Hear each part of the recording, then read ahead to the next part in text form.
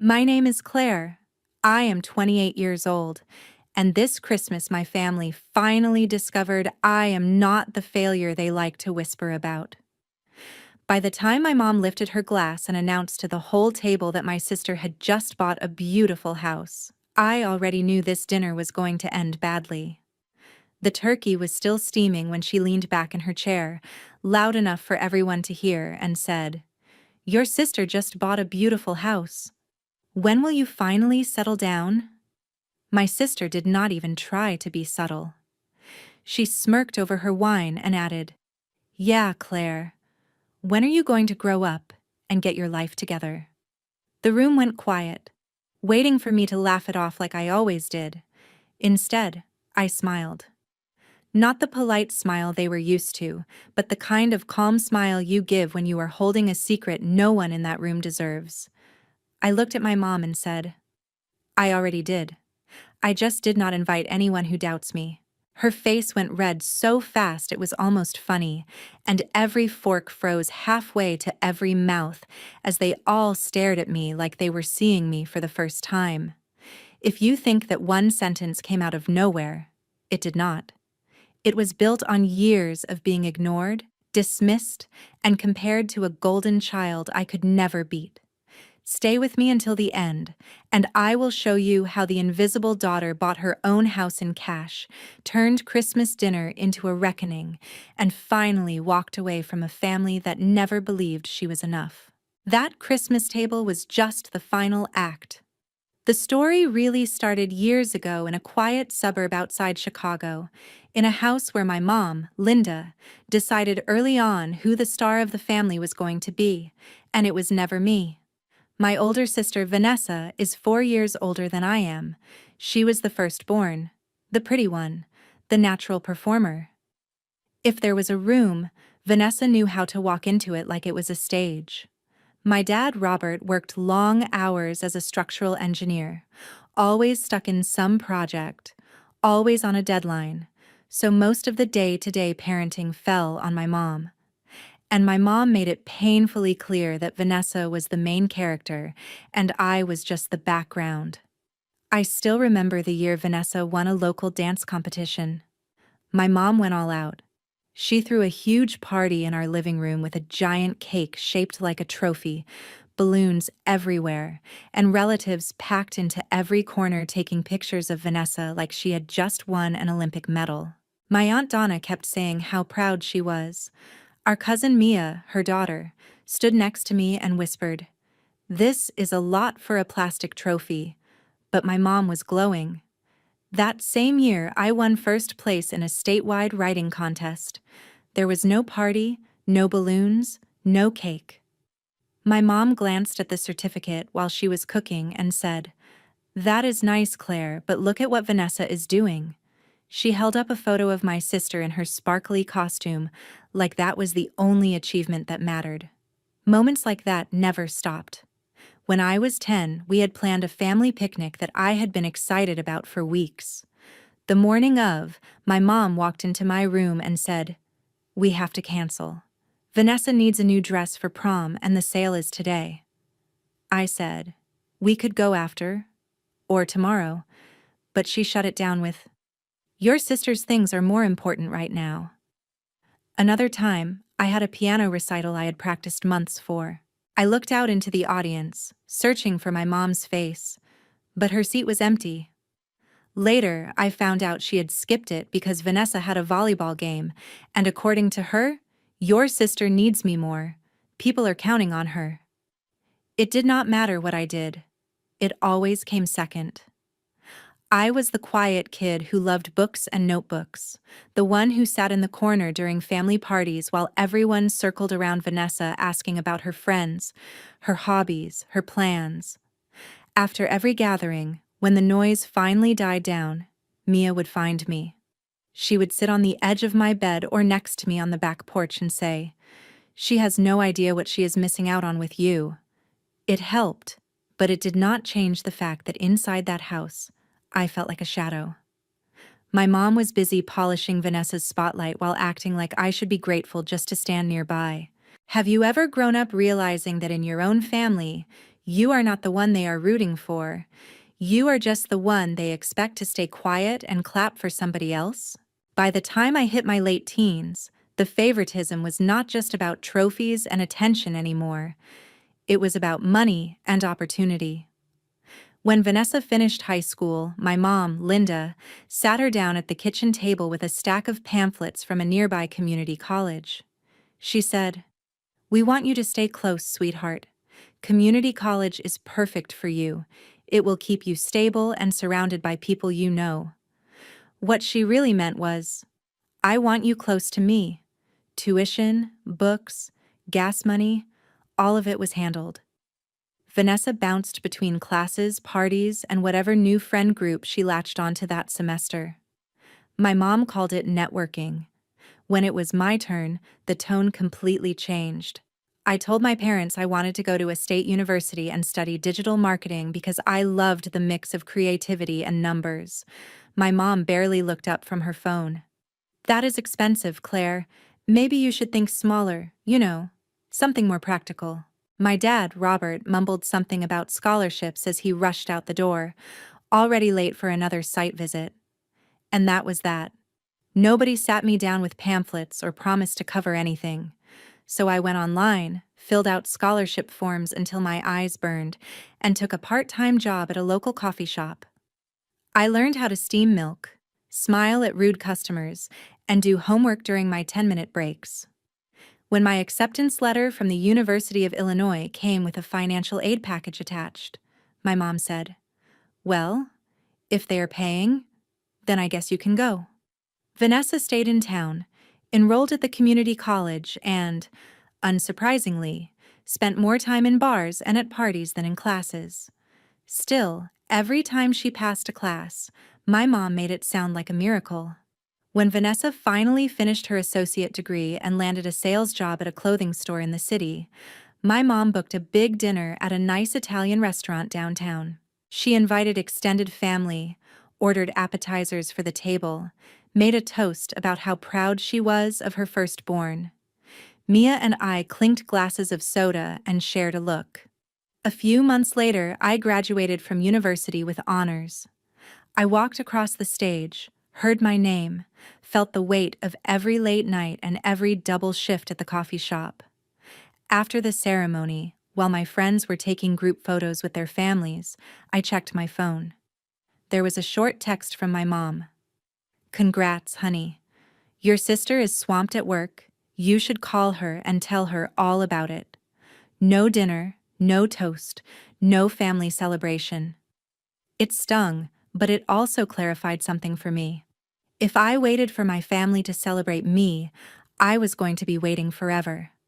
After graduation, I moved into a small apartment in Chicago. The walls were thin, the windows were drafty, and the kitchen was barely big enough for one person, but it was mine. I landed an entry-level job at a small marketing agency, the kind of place where you do everything because there is no one else to do it.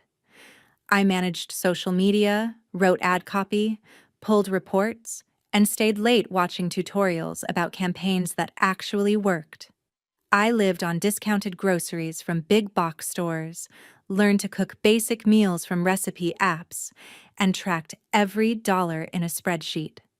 My mom called often, but the conversations always circled back to Vanessa. "Your sister just got a new bonus. Your sister might get a promotion. Your sister is thinking about moving to a nicer neighborhood." The few times I tried to share something about my life, she would say, "That is good. But have you heard what Vanessa is doing?" After a while, I stopped offering details. I let her assume I was just getting by, just barely keeping up, the way she always imagined me. I poured my energy into work instead. Because when your own family treats you like the backup plan, sometimes the only choice you have left is to become so solid on your own that no one's opinion can touch you. I just did not know yet how far that determination would actually take me, or how much it would matter on a Christmas night a few years down the line. The turning point came on a cold holiday night 3 years before that Christmas dinner, back when I still cared about what my mom thought of me. I had just finished my first really big project at the agency, a campaign for a mid-sized local brand that wanted to reach younger customers online. I had poured everything into it. Late nights, weekends, learning new tools, testing ideas. When the numbers came in and we saw sales jump by almost 30%, my boss actually clapped in the middle of the office. He pulled me into a tiny conference room and said, "Claire, this is the kind of work that gets people promoted." I went home that week feeling like maybe, just maybe, I was finally building a life that mattered. So when my mom insisted I come home for the holiday dinner, I said yes. Part of me wanted to show her I was not just barely surviving in the city. Maybe I was still hoping she would finally be proud of me. The house looked the same as always. Warm lights, the smell of food, my mom moving around the kitchen like a general. Vanessa arrived late, of course, swirling in with a new hairstyle, new boots, and a new story about her coworkers. She hugged my mom first, then gave me a quick side hug like I was a distant acquaintance, not her sister. We all sat around the table, plates piled high, conversation bouncing around. My Aunt Donna asked how work was going for me, and for once, my mom did not cut in. I took a breath and started to share. I told them how the campaign I led had gone viral on social media, how the client had extended their contract, how the agency was talking about using my strategy as a template for future projects. My cousin Mia's eyes lit up. "That is huge," she said. "That is like real career stuff, not just a job." I laughed, a little shy but proud. I admitted I had gotten a bonus, nothing crazy, but enough to make me feel like I was moving forward. For a few seconds, the table was actually quiet, everyone listening. Then my mom tilted her head and smiled, but not at me. She turned to Vanessa and said, "Speaking of moving forward, did you all hear about Vanessa's new car? She just got an SUV, one of those nice ones, so she can drive to work more comfortably." The conversation snapped away from me like a rubber band. My uncle asked about the model. My aunt asked about the color. My mom bragged about the deal they had found. I watched the spotlight slide off me and land right back where it always did, on Vanessa. Mia shot me a look across the table, the kind that said, "I saw that. I am sorry."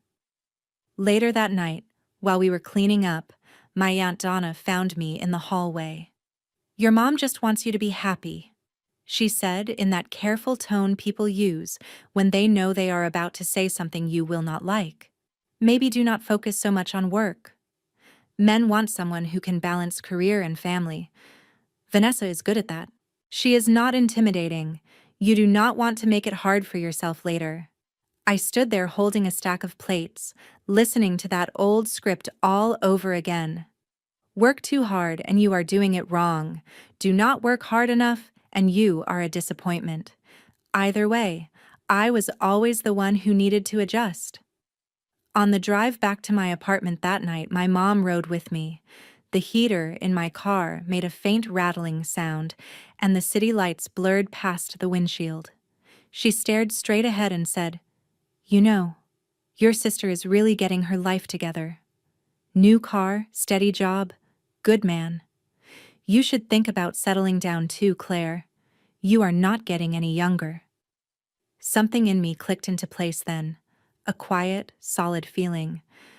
I realized I could chase her approval for the next 10 years and still end up in this exact conversation, still being compared to Vanessa like we were in some twisted competition I never signed up for, so I stopped playing. I stopped giving her detailed updates about my life. At work, I doubled down. If no one at home was going to see me, I would make sure people out in the real world did. Over the next couple of years, I moved from junior roles into managing bigger accounts. I learned how to turn trends into strategy, how to pitch to clients, how to lead a team. Our agency landed a few national brands, and I found myself in meetings with people I used to only read about in trade articles. Eventually, my title changed to creative director on a few major campaigns, and my paycheck started reflecting the hours I had put in. I started investing too, slowly at first. I read about index funds and long-term growth, downloaded a couple of investing apps, and set up automatic transfers. While other people my age were posting photos from expensive bars and weekend trips, I was putting money into accounts I did not touch and living like I was still broke. Meanwhile, Vanessa bounced from one job to another. Clothing store sales to assistant at a small office to some kind of event coordinator. Every time she changed roles, my mom framed it as brave and adventurous. "Your sister is not afraid to try new things," she would say, like that made up for the instability.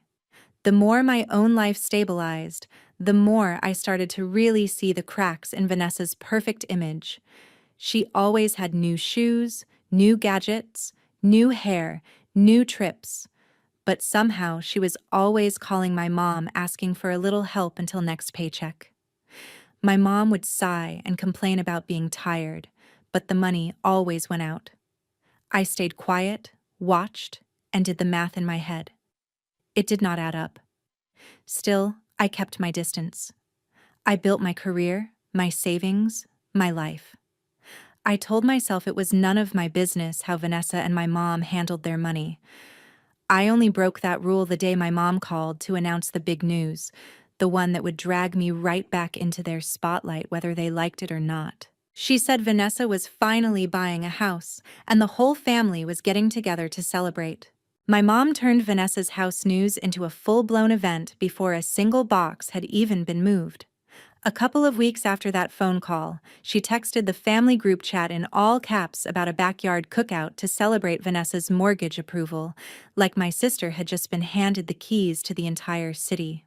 When I pulled up to my parents' place that Saturday, there were balloons shaped like little houses tied to the fence, and a big cardboard cutout of a key propped up on the patio table. My mom had even ordered a cake with "Congratulations on your new home," Vanessa written in looping frosting. Vanessa stood in the middle of it all, drink in hand, describing the place like it was a palace. 3 bedrooms, a finished basement, a cute little yard. Only 20 minutes from the lake. Perfect for future kids and hosting holidays. Every few minutes my mom would chime in with, "We are just so proud, she works so hard, she deserves this." I hovered near the grill with my dad, flipping burgers while he muttered about interest rates under his breath. People drifted in and out of conversations. An aunt asked me if I was still in that little apartment in the city, the way someone might ask if you were still driving the same old beater car from high school. I said yes, and she smiled in that pitying way and said, "Well, at least you do not have a mortgage yet. Must be nice not having any big responsibilities." I bit down on a reply and took a sip of my watered-down soda instead. Later, when most of the family was outside taking pictures with the cake, I went into the kitchen to refill the ice bucket. That is when I heard my mom's voice, low but urgent, coming from the dining room. I paused by the doorway and listened. Vanessa was sitting at the table with a thick envelope in front of her, papers spread out like a messy fan. My mom sat across from her, glasses on, brow furrowed. "I just do not know how you are going to keep up with all of this," my mom said. "You have 3 credit cards almost maxed, a car payment, and now this mortgage." Vanessa sighed dramatically. "I know, Mom. But if I do not buy now, I will never get in. Everyone my age is buying. I cannot be the only one still renting." "You know how that looks." My mom rubbed her temples. "How much are you short for the closing costs again?" Vanessa slid one of the papers across the table. "Around 10 grand, she said. "Maybe a little more if they do not waive the fees." I was thinking, maybe you could pull from your savings or the retirement account again. Just this once. Just until I get my promotion. Just this once. The same phrase I had heard her use about extensions on homework, rent, phone bills, parking tickets, always just this once. My mom hesitated, then said, "I will see what I can move around." Maybe I can put some of it on my card for now, just until you are settled." My stomach turned. I thought about the night I asked my mom for a few $100s to cover a security deposit on my first apartment, and she told me it was important I learn to stand on my own 2 feet. I thought about every extra shift I had taken, every weekend I had skipped going out so I could build the savings she was so casually rating for Vanessa. I stepped back before they saw me, heart pounding a little too fast. A few minutes later, I walked into the dining room like I had just arrived, and they both snapped on smiles like nothing had happened. My mom slipped the papers back into the envelope, Vanessa tucked it into her bag, and the performance moved back outside to the patio where the cake and cameras waited. That night, when I got back to my tiny apartment, I opened my laptop and really looked at my numbers. I pulled up my accounts, my investment apps, my savings. Years of working, saving, and quietly investing had added up to more than I had let myself acknowledge. While my mom had been pouring money into Vanessa's appearances, I had been pouring mine into my future. For the first time, the idea that I could actually buy a place did not feel like a fantasy. It felt like math.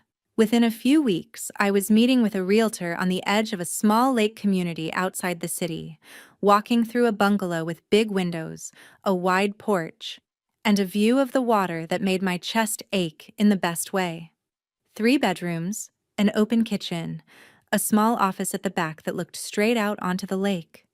No shared walls, no upstairs neighbors stomping around at midnight.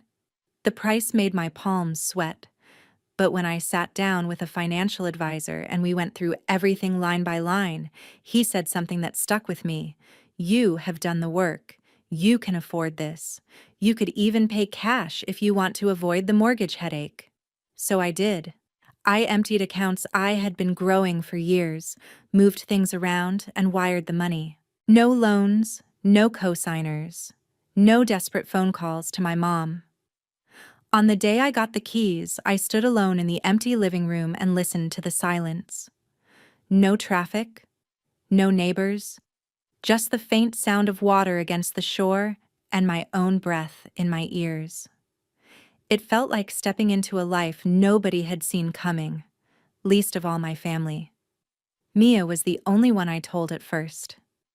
She drove out one weekend with a trunk full of plants and a toolbox, walked through the front door, and immediately started grinning. "Claire," she said, "this is insane. This is like proof you were never the loser in this story."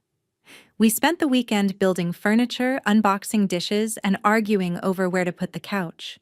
We made runs to big box stores, loaded up carts with towels and lamps, and by Sunday afternoon, the house looked less like a listing and more like a home. At one point, Mia stood in the doorway of my new office and said, "Do they have any idea?" I shook my head. No, and for now, I like it that way. I did not want my house turned into another stage for Vanessa or another talking point for my mom. I wanted one part of my life to be fully mine, untouched by their expectations. I honestly believed I could keep it that way. I thought I could let them keep their fantasy about who was winning and who was losing, and I could just exist quietly by the water. I did not know yet that one Christmas dinner would drag everything out into the open, whether they were ready for it or not. Christmas at Vanessa's new house looked like a holiday commercial. The living room was draped in white lights, a huge tree glittered in the corner with matching ornaments, and there was a faint smell of cinnamon and sugar hanging in the air. She had Christmas music playing just loud enough to make everything feel festive, and my mom, Linda, moved around the kitchen like she owned the place, telling everyone how proud she was. I pulled up in my old hybrid, parked a few houses down, and sat there for a second staring at the front door. Part of me wanted to turn around, drive back to my quiet house by the lake, and spend the night with a frozen pizza and my cat. Instead, I took a breath, grabbed the bottle of wine I brought out of pure habit, and walked up the driveway. Vanessa opened the door in a red sweater dress and perfect makeup, the kind of polished look that photographs well. She hugged me lightly, glanced at my outfit, and said, "You look nice. Kind of simple, but nice." Classic Vanessa. Inside, relatives were already settled in. My Aunt Donna and my uncle were on the couch. Mia leaned in a corner, scrolling on her phone, shooting me a quick smile when she saw me. My mom emerged from the kitchen, wiping her hands on a towel, and kissed my cheek. "I am so glad you could make it," she said, like I had been the one who begged for an invitation. Dinner was loud in the way big family dinners always are. The table was covered in food: turkey and mashed potatoes, green beans, stuffing, baskets of rolls, and a pumpkin pie cooling on the counter behind us. People passed plates, clinked glasses, and swapped stories. For a while, I let myself fade into the background, listening more than I talked, answering polite questions about work and the city with vague, non-committal answers. I was halfway through my second bite of turkey when it happened.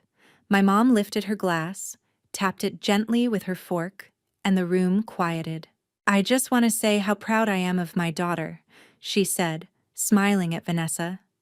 "Buying this beautiful house, building a real future, being truly settled. This is what stability looks like." Then she turned her eyes to me, and I felt the shift before she opened her mouth. "Your sister bought a beautiful house, Claire," she said, voice just a little too loud. "When will you finally settle down?" A soft ripple ran around the table, a couple of awkward laughs, a few raised brows. Vanessa did not waste a second. She tilted her head, smirked, and said, "Yeah, Claire, when are you going to stop acting like a college kid and get your life together? You cannot live in that tiny apartment forever." For a moment, nobody said anything. Forks hovered over plates.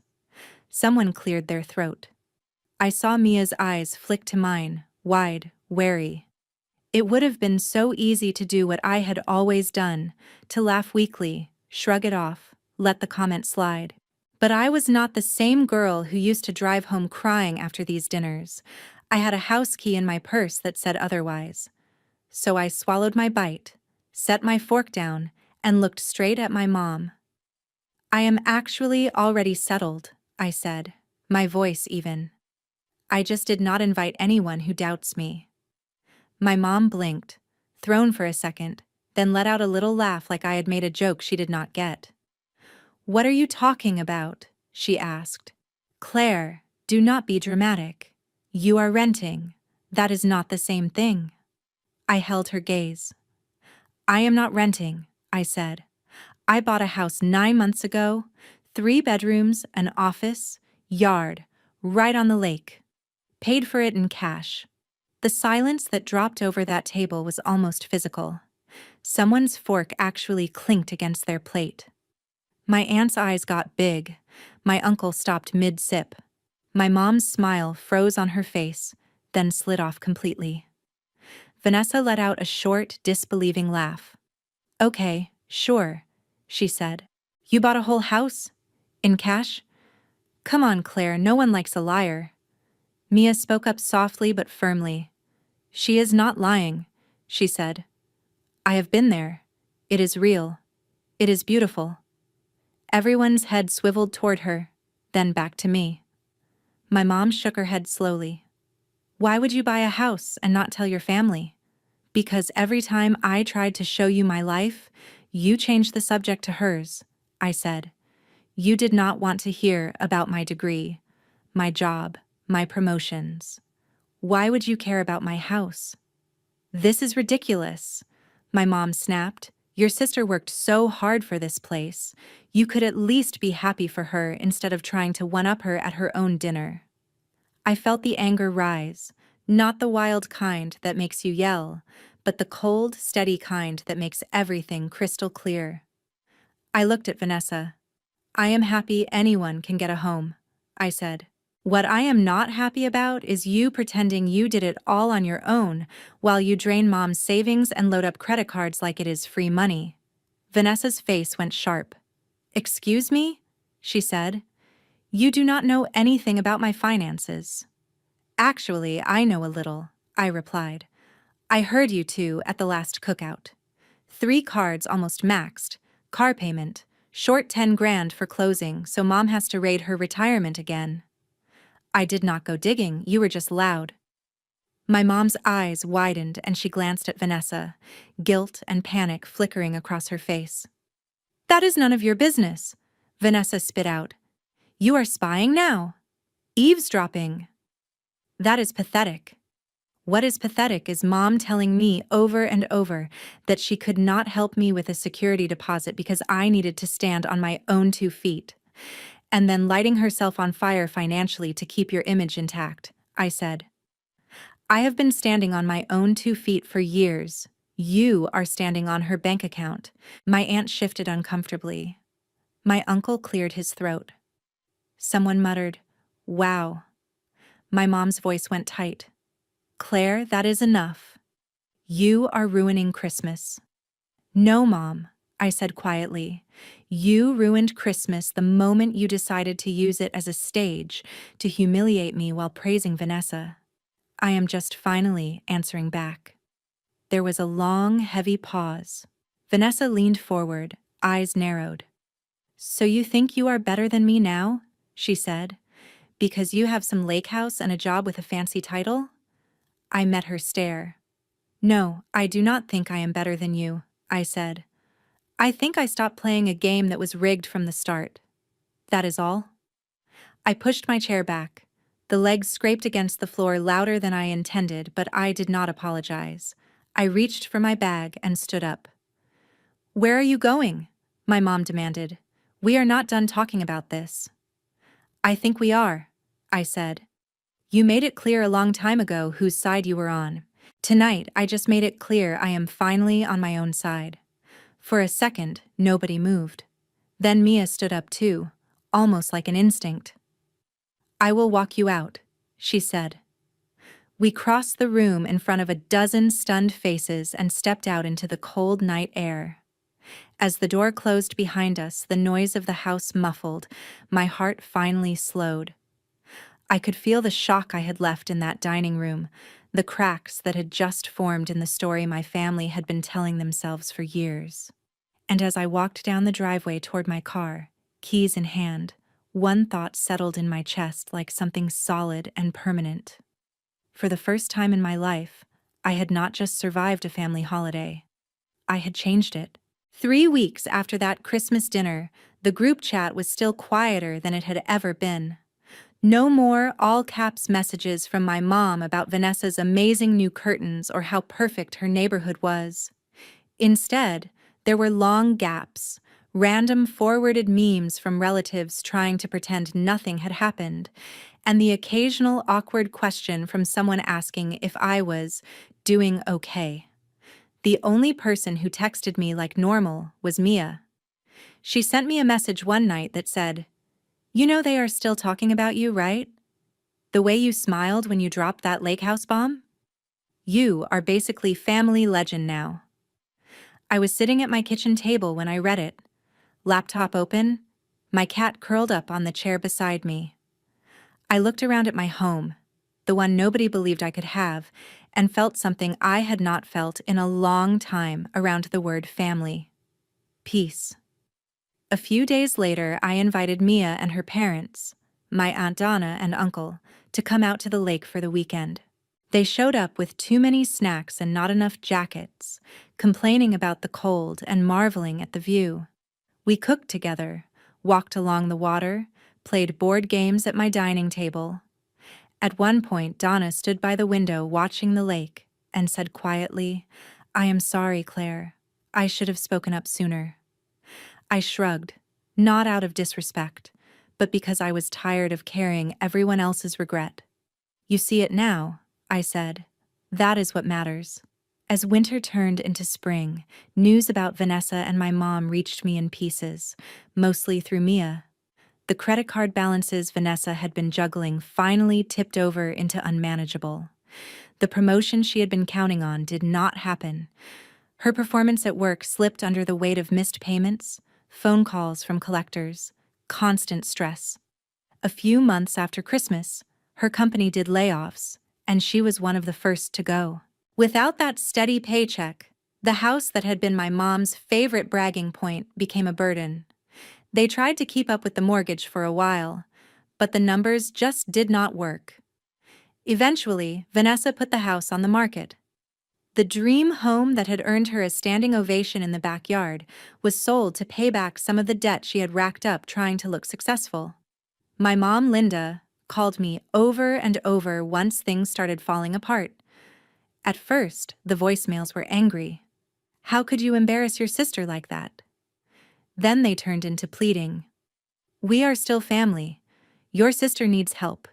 You have money now. You could loan her some, just until she gets back on her feet. And buried in all of that, finally, were a few words I had thought I would never hear. I am sorry. I did not realize how much I hurt you. I listened to them, every single one, sitting on my porch with the lake in front of me, and I realized something important. An apology does not erase the years you spent shrinking yourself to fit inside someone else's story. It does not obligate you to walk back into a role that nearly broke you. So I called her one last time. I told her, Mom, I am glad you are starting to see what happened. I really am. But I spent my whole life being the one you overlooked, the one you expected to sacrifice so someone else could shine. I am not doing that anymore. I am not going to fix problems created by choices I did not make. I love you, but I am done. Then I set boundaries I never thought I would have the courage to set. Fewer calls, no more financial conversations, no more guilt trips about Vanessa. When those lines were ignored, I did what I had to do. I blocked numbers. I muted chats. I chose my own peace over their version of loyalty. I poured that energy into my work, my friendships, and something new. I started volunteering at a local women's center, helping women who felt trapped by family expectations or financial dependence figure out small, practical ways to build freedom. Budgets, resumes, basic marketing skills for side hustles. Sitting across from them, hearing their stories, I recognized pieces of my own.